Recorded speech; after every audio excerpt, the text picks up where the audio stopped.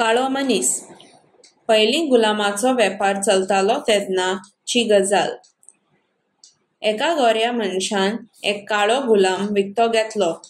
त्या काळ्या मनशाक पळोवन ताका दिसलें तो न्याय बी नाशिल्ल्यान आनी चिखलान काम केल्ल्यान काळो जाला आसतलो। ताका बरो नाणयलो जाल्यार तो गोरो जातलो। त्या दिसाच्यान ताणें आपल्या मानायाक त्या मनशाक घासून आनी साबून लावन दिसाक 5 फावटीं न्हाणोवपाक लायलो। अशें केल्ल्यान तो काळो गुलाम गोरो जालो ना, वयल्यान आंगात थंडी भरून थोड्याच दिसांनी बाबडो दुयेंत पडलो आनी मरणाचे तळीक पावलो।